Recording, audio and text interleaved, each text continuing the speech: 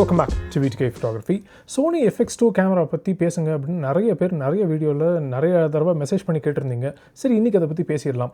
Sony FX2 camera பாடி நான் use பண்ணினதே கிடையாதுங்க. A7S3 use பண்ணியிருக்கோம், FX3 யூஸ் பண்ணியிருக்கோம், A7 IV யூஸ் பண்ணியிருக்கோம். ஆனால் FX2 இது வரைக்கும் நான் யூஸ் பண்ணினதில்லை.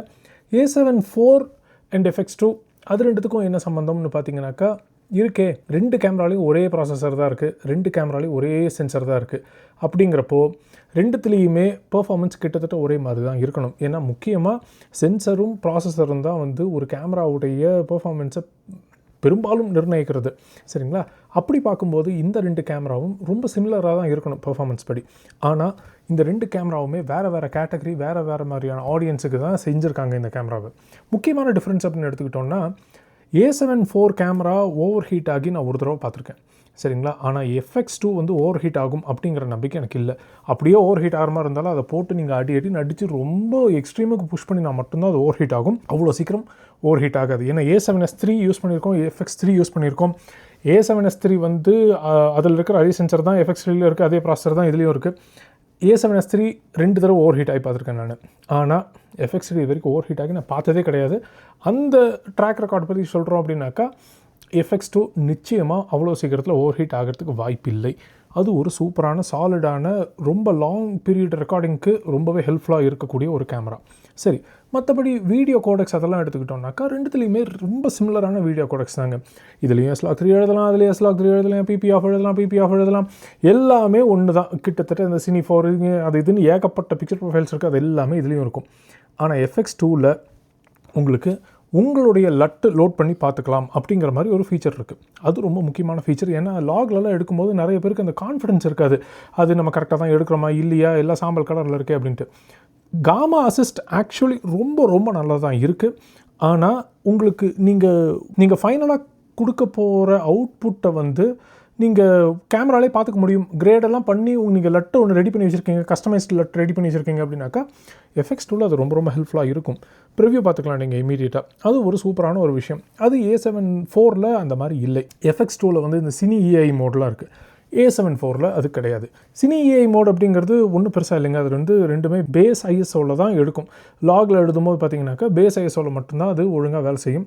இப்போது 800 இருக்குது, அதே மாதிரி 4000 இருக்குது பேஸ் ISO. இதே கணக்கு தான் A7 IV இருக்கும். என்ன இதில் நீங்கள் மேனுவலாக பண்ணணும், அதில் அது ஆட்டோமேட்டிக்காக நடக்கும். அதாவது இதுலேருந்து அது மாற்றினீங்க அப்படின்னாக்கா 800 எடுக்கும், இல்லாட்டி 4000 எடுக்கும், அப்படி தான் எடுக்கும்.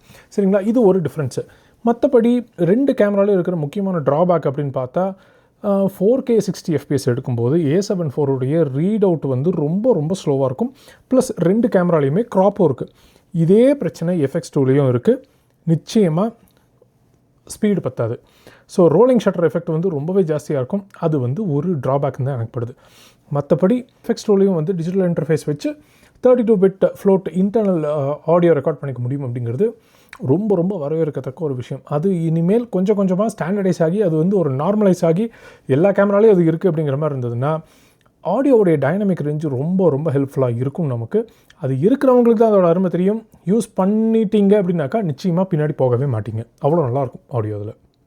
A7 IV வந்து குறிப்பாக ஒரு சூப்பரான ஹைப்ரிட் கேமரான்னு சொல்லாங்க. நீங்கள் அது எப்படி சொல்கிறது, ஃபோட்டோஸ்க்கும் ரொம்ப உகந்த கேமரா, அது வீடியோக்கும் ரொம்ப நல்ல கேமரா அது. ஆனால் FX2ன்னு எடுத்துக்கிட்டிங்கனாக்கா அதுவும் ஒரு ஹைப்ரிட் கேமரா தான். ஆனால் நிறைய வீடியோ சென்ட்ருக்கு. உங்களுக்கு ஃபோட்டோ தான் முக்கியம், எப்பயாவது வீடியோ எடுப்பேன், இல்லை அப்பப்போ வீடியோ எடுத்துக்குவேன் அப்படின்னு நினச்சிங்கனாலும், இல்லை நான் வீடியோ அதிகமாக நான் வீடியோவும் எடுப்பேன், ஃபோட்டோவும் ஈக்குவலாக எடுப்பேன் அப்படின்னு நினச்சிங்கன்னா இன்னுமே எனக்கு A7 IV வந்து பெட்டர் ஆப்ஷன் அப்படிங்கிற மாதிரி தான் படுது.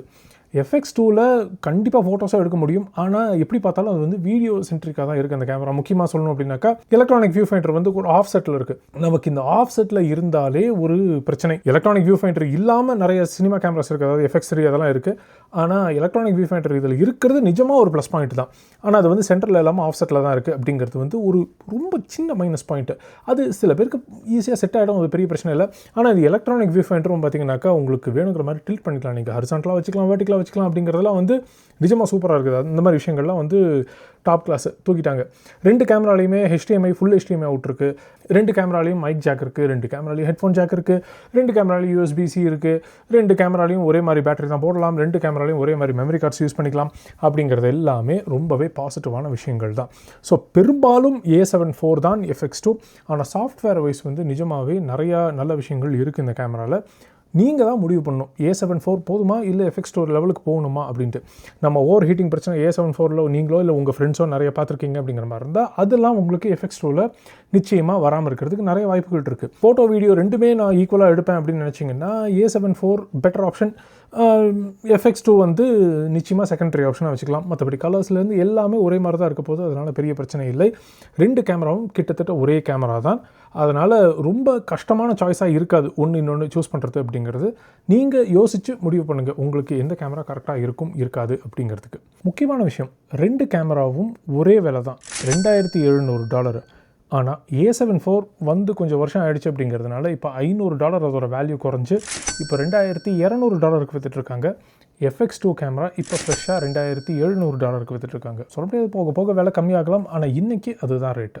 ஸோ டிஃப்ரென்ஷியேட் பண்ணுறதுக்கு உங்களுக்கு இது ஒரு முக்கியமான ஃபேக்டராக இருக்கிறதுக்கும் வாய்ப்பு இருக்குது. இன்றைக்கி வரைக்கும் நான் A7S III தான் யூஸ் பண்ணிருக்கேன். FX3 வாங்க முடியுங்கிற மாதிரி இருந்தாலும் நம்ம தேவைக்கு A7S III தான் கரெக்டான ஒரு கேமரா, போதும் அப்படிங்கிறத விட கரெக்டான கேமரா அப்படிங்கிறது என்னுடைய ஆணித்தனமான ஒப்பீனியன். அந்த மாதிரி ஒரு ஒப்பீனியன் உங்களுக்கு FX2 vs A7 IV இருந்தது அப்படின்னாக்கா கமெண்ட் செக்ஷனில் சொல்லுங்கள், நீங்கள் எந்த கேமரா சைடு சாஞ்சிருக்கீங்க அப்படின்ட்டு.